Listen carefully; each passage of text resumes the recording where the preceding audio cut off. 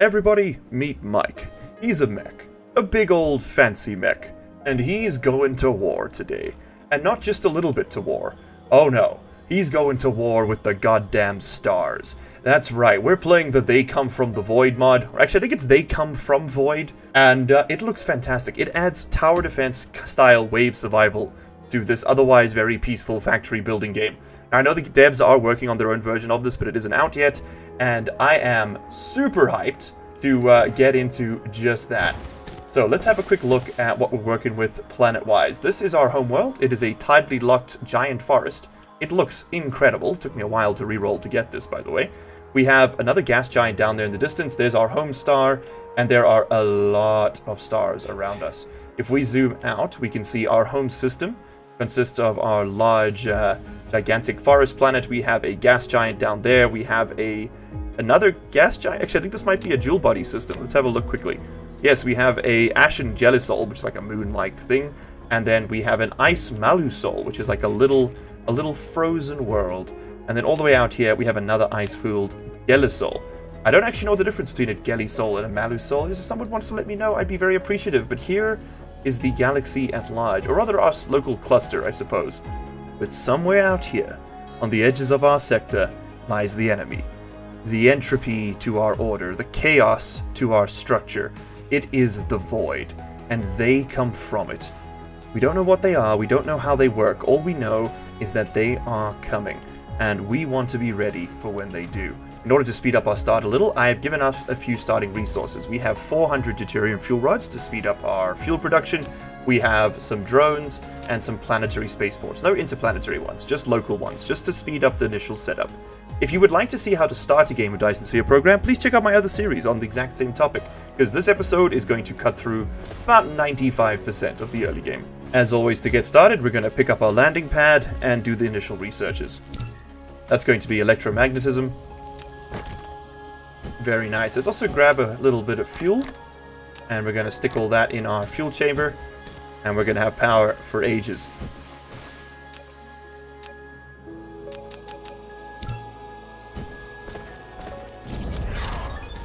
Electromagnetism research gives us the mining drill. We're going to slap one down right over here and immediately power it. Get that making us up some coal, some iron. Very nice. If you were wondering, this series is indeed modded, and you can find links to all the mods I've used in the description below.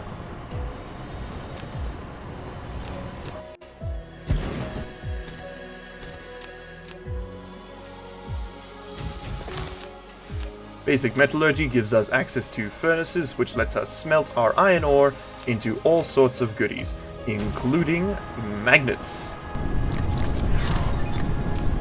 Advanced assembling processes allows us to turn some of those iron plates into gears, further saving us a little bit of crafting time. Next up, we expand the power grid. Then we get to basic automation. There we go, we can now automate our iron production, using inserters to pull ore off of belts. Perfect. Hey, we can even feed it into this thing. It's then time to set up our copper miner, and we can get a furnace to make it into copper plates. Next up, we need to put these things in boxes, so it's time to get up some storage. Mining up some rocks gives us the stone we need, and we can go ahead and make about 5 of these.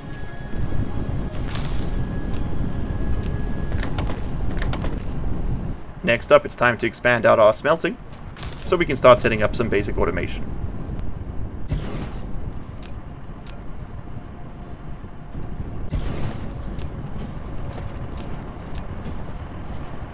The first and most important thing to set up is going to be some belt production. Iron plates and gears gives us belts in very large quantities, and we're just going to start pumping those out until we've got about 3,000. I think it's then time to move our storage boxes over so that we don't have them in the way. We are kind of outgrowing the space, and we need to move these into a more suitable location.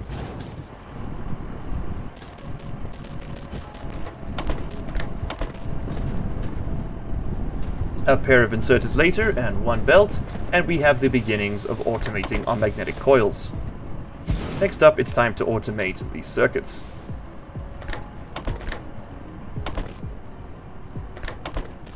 with circuits and coils automated, we can now really start to expand our production. It's time to begin work on more complex structures. First and foremost will be the production of power poles. We're going to need a hell of a lot of juice to keep this base running. And similarly, we're going to want a way to distribute that power.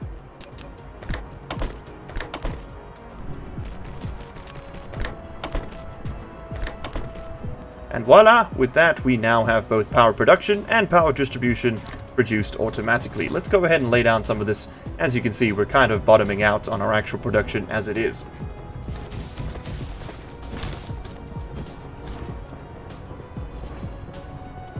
Now, I understand the choice to start with all these towers and resources may be slightly controversial to some of you, but I'd like to point out that the They Come From the Void mod only starts around the 40-hour mark in a normal playthrough, and so to avoid us having to spend, I don't know, 20 episodes just doing the same basic builds as we've done before, just to get up to the point where we can see the new content, felt a little bit silly to me. So instead, we're going to go and dive straight into it as quickly as possible, and in order to do that, I'm going to have to skip through some of the early game stuff. And all I've really done is made it so we can build modular things from the get-go, and we don't have to build something and then replace it again in a few hours. Alright, but with all that said, it's time to get into the real science of the game, and for that we're going to have to start producing science packs. This will be very familiar to Factorio for those of you who have played that game. It's got a similar design philosophy. In fact, you know what, before we do anything, let's go ahead and get inserters made. I think we're going to need a lot of those. Sorry, sorters. Sorters. Definitely not Factorio, this one. Every time. All the sorters take are iron plates and circuits, and so they are fairly easy to build. Let's set up, we'll get 2 stacks of those cooking. Ah, automation. Isn't that just great? And all of this in just over 30 minutes of gameplay, and that was taken including about 15 minutes for me to record that intro. Okay, now we need to go ahead and start working on our science. Our understanding of life, the universe, and everything is fairly limited at the moment, and we'd like to improve that. And remember that cardinal rule of factory games. Always be mining. With the electromagnetic matrix researched, we can now begin to process those coils and circuits into science packs, and I'm actually going to do that, I think, all the way down here. Let's give ourselves a little bit more room along our main bus, for lack of a better word, for us to work on other production plans with. So this one will now produce the science. However, in order to consume it, we're going to need another lab, hence why we are always be mining stone, specifically in this instance. Always be mine and stowed. And if this thing produces the matrices, then this one needs to consume them. There we go. And we can begin to decide on what early techs we want to get into. I think to start us off, we're going to want...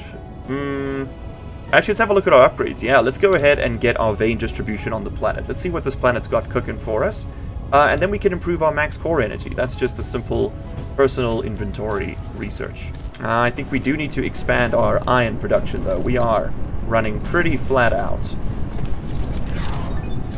Lovely. Now we can see the vein distribution on this planet. Let's have a look at what we've got going on.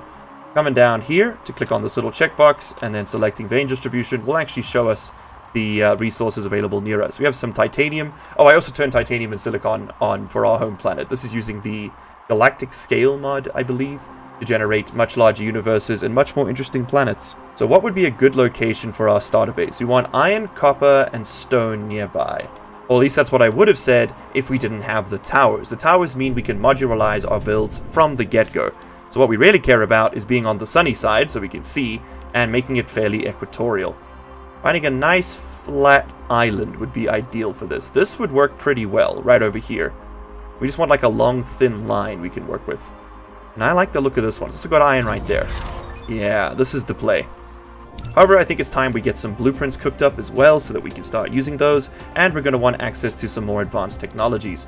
I'm thinking to start us off, it would be nice to see what the system's got, but we can't leave the planet yet, so that's a bit moot. What would be really good is advanced fuel sources, because then we can get the better energy circuit. We produce power faster. I think that's the play. Alright, on that note, I'm going to grab some towers, I'm going to grab some drones, and we're going to head out towards the new frontier over there. You know what, let's burn some leaves just for the memes. We're going to head over to our new construction site and start setting up our base. Placing down our 4 iron mines, we can begin to show off how the towers are going to work. No spoilers, but I do know exactly when the towers are, or rather when the aliens are going to attack. I've done a bit of testing, and so that is why we are starting with the planetary towers and not the interplanetary ones. See if you can work out if there's a link there. For extreme modularity, though, we're going to be putting all of our ores on the tower network from the get-go, rather than building them into separate structures. However, if we're going for peak modularity in this series, I think that's going to be a cool goal. We're going to be putting all of our ores on the tower network from the get-go, rather than building little dedicated smelters for each one. And this is, of course, going to accept ore, accept drones, and I want them only moving when we've got a full load. Now let's produce some damn power.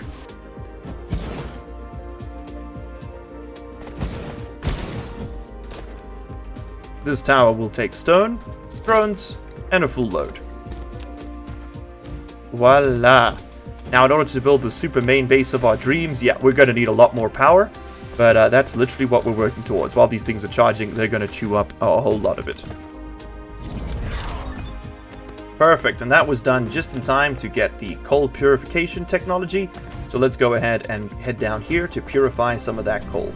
Or at the very least, we're going to just mine it up, you know?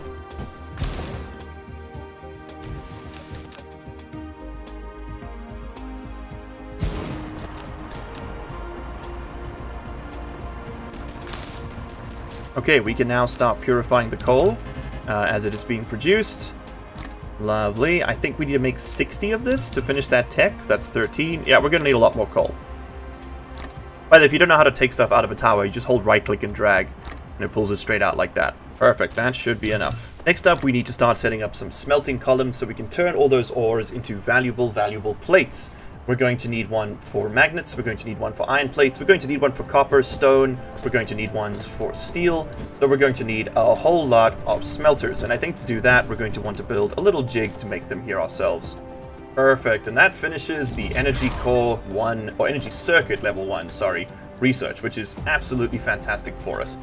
We can now go ahead and queue up some more valuable technology ones. I think steel smelting is going to be big, because we can use that to then upgrade our inventory capacity. And ironically enough, I think our first smelter is actually going to be used to make more smelters, because we need to burn some stones. And I don't seem to have enough. What am I missing? Magnetic coils? Well, would you happen to... by the way, you can hold left control and left click drag to pick stuff up off belts in this game. But I think what we're going to do is we're just going to manually feed some stone into this thing. You're going to make me stone... nope, not that one. You're going to make me stone bricks. Perfect. And then we can just put all of our stone in here. Hey, just that easy. We're also going to want a lot of mining machines, but I think I'll just make those by hand for now. Alright, in order to make steel, we're going to have to feed iron plates into a smelter again in order to turn them further down into steel. We don't have the research just yet, it's almost done. And then we're going to pack up some steel over here. This is a very useful resource for all sorts of buildings in the mid-game. In the early game, it's kind of just used for some of those starter upgrades, and you don't need to worry about it too much. And this is a cool feature of this game. You can actually pick up from towers from the map view. If I click on this and just grab it all, boom, I got all the stone. How awesome is that? Now I don't have to pick up stones, I can actually just do that. Yay! And I gotta put it back in the tower though, I got too much. Let's go ahead while we're just chilling and set up some more towers. I think we can get a little titanium mine going right over here. I don't see why not.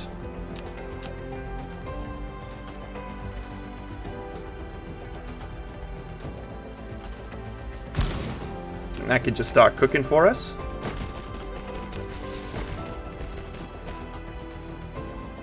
We don't know what titanium is yet. That is a problem. That is indeed a problem. Well, it doesn't matter. We can get the tower charging and we can get the mines mining. But first steel. Very nice. And let's go ahead and set this up. Fantastic. Because now, and I'm going to get the next blueprints unlocked, and then we're going to, we can use larger blueprints, and then we're going to switch over to building our first smelting columns, I think. You know what? The blueprints are a little ahead of the game. Let's go ahead and get electromagnetic drives done first. We'll get blueprints later. We're probably going to want a dedicated science build before we tackle 300 research, unless I want to be here all week. Electromagnetic drives will allow us to build the electromagnetic turbine, this little thing. Electric motor, never mind, sorry, that's a future tech. Electric motors. Electric motors will then allow us to unlock mechanical frame, which will give us an extra point in movement speed, which is something I am desperate for, because This young man is very slow.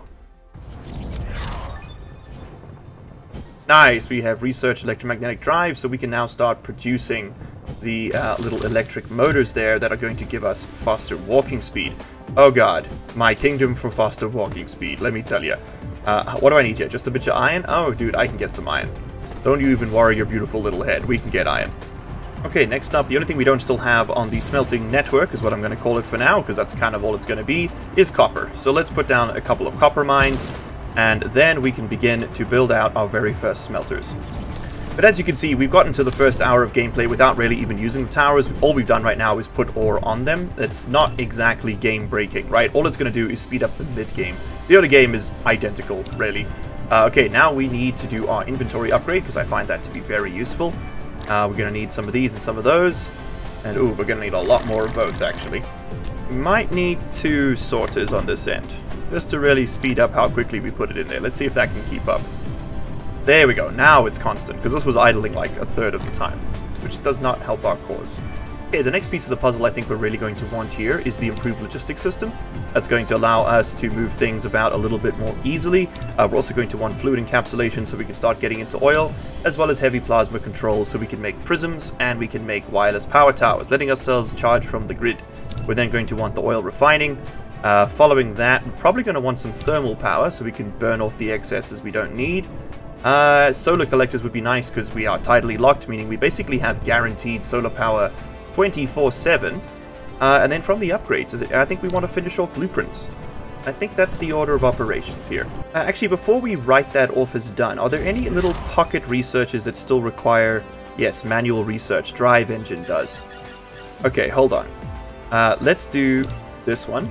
We're going to need to just pick up some coal, which we can get from one of our coal towers. There's one over here.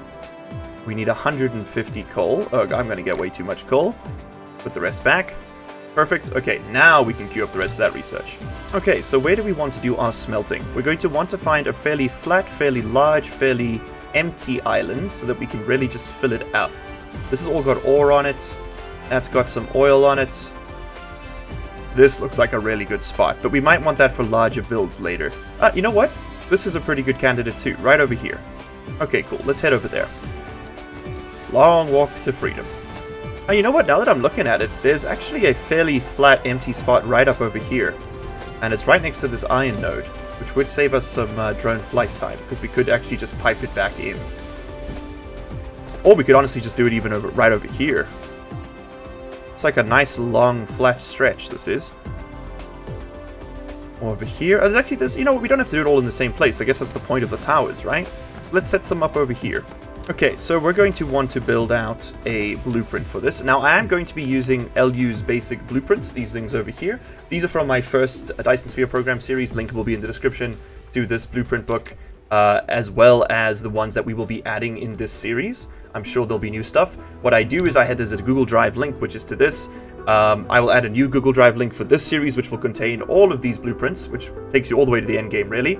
And it will also then include the new blueprints we create for the rest of this system. Because, I mean, we're going to have, like, weapons and stuff we're going to have to make and all sorts of things. So let's get basic smelting out. We're going to want the 6 per second smelter. I believe that's the one we want. But if I remember correctly, does this have too many parts? No, it's fine. 150 tech at the beginning, and that's okay. So we're going to want, we can do 1, 2, we could have fit 3. We can do 3 over here. 3 blueprint stamp downs. And I guess we'll get this to make, like, we could do iron magnets. But I think, if I remember correctly, and I might be mistaken here, I believe magnets need an actual... Because magnets have a weird recipe. Iron is 1 plate in 1 second. Yes, it is. Whereas this is 1 coil in 1.5 seconds. So I think what we need to do then is just add 30% to... Or rather, double up this, making it 30% larger. Perfect. Okay, this is going to bring out iron, and that does mean we want to switch this to demand. Meaning that while this will produce iron, we will bring iron here as well. Although, you know what? Maybe we should modularize it a bit. Because maybe we want to smelt iron elsewhere as well. Yeah, we'll leave it on supply. And then we'll have another tower right over here, which will do the demanding. Let's go for full modularity in all things. And I want you to bring me in iron. I'm going to set you to super speed. And what we can do is run a belt over here, or a pair of belts, I guess. We can run them around the back. And their entire purpose is just going to be to feed iron into this machine, so that we don't have to use as many drones to do it. And that will just save power long term. And we've got to set the filter to be iron. Easy. And you will be demanding. And there we go, we can see the drones at work. Awesome. And then I think we'll put the output station all the way over here in case we ever want to double this up. In fact, we will almost certainly want to do that in the future. So let's do it like this. And then our outputs are going to be fed into the machine just like so. And we can, you know what, we can set up a little bit of a buffer here. And I don't think that's something I have blueprinted, so why don't we get that made? I'm going to need a few more of these though. Where's my stone? And the way you do this, I'm just waiting for the other one to craft, is you run a couple boxes on the inside here. Do we have them? No, what are we waiting on? There we go, now they're coming in. And then you run you put the output into the box and then you take it out of the box. It does require power to do this, but it does mean that you have a buffer then, always being stored up. So that you're not exclusively running on the production end of things. You actually, you know, when you're not using it, you're still producing, which is very helpful. So we can actually stack those so that they store more, but I think for now we're just going to do it simply like this. And then we output here in the same way, 3 in, 3 out. And you know what, let's go ahead and just blueprint this so we can stick it on the end of all our other ones, because they're built in the same form factor each time. I'm fairly consistent like that. There we go. Alright, but now it's time to queue this up. We're going to be making magnets over here and over here. And then to copy it, we just shift-click on it and then drag it over. And then we're just going to hit tab to adjust the spacing. Oh god, I love this system. It's so well implemented. Factorio, take notes. And then this one's going to be iron plates. And we're going to shift-click, drag, adjust the spacing. Oh, it's just so easy to do. By the way, you would notice that this has come up. I didn't notice when this happened. But what happened, right, is I built one of these towers, I think, and there's no threat detected. Once we build our first interplanetary tower, spoilers, that's when the aliens are going to come in to start and blow us up. Because they don't know we're here yet, right? We have no interstellar presence. We have no interplanetary presence. We're just a bunch of monkeys on the planet, mashing rocks together and waiting for fire to happen. And they're not all that interested in dealing with us at that level. We're only a threat to their existence once they're much, much more advanced. Okay, so let's set this guy up. You're going to be accepting magnets and iron, and we're going to do it just like that. Oh, we also have our jetpack now. Yay! I forgot to mention that. We picked that up from the wonderful research we did there at Mecha Flight. Super useful. Super duper useful. Alright, next up, we're going to want to smelt up some copper, and since we're over here, we might as well do it over here. So let's pull in... Wait, we'll put it up facing this way, I guess. So let's pull in a tower for the input. You're going to be bringing in copper, demanding it, in fact. Turning you on. Well, actually, hold on. Let's put you to storage for now, because we don't know if this is actually where you're going to be. So let's put down our new blueprint, our smelter with storage. We're very lucky. It's exactly at the 150 item tech limit. I did not plan that. That was sheer coincidence. I completely forgot that was even a thing. Yeah, you're going to make me copper. You're going to make me copper. Perfect. And then we could also do, like, stone over here. Why not? And then you know what I'm thinking is I'm glad we didn't build this because... Or I'm glad we didn't fill that up with copper ore, because we can put that right over here instead. And we can turn these outputs around and run the finished product back in. Although that's not the best idea, and I'll tell you why. It's because then your inputs, you only have a set number of drones that can work on any given task. And I'd rather, in case we decide to expand this, I'd rather those drones were all focusing on the same work, actually. So no.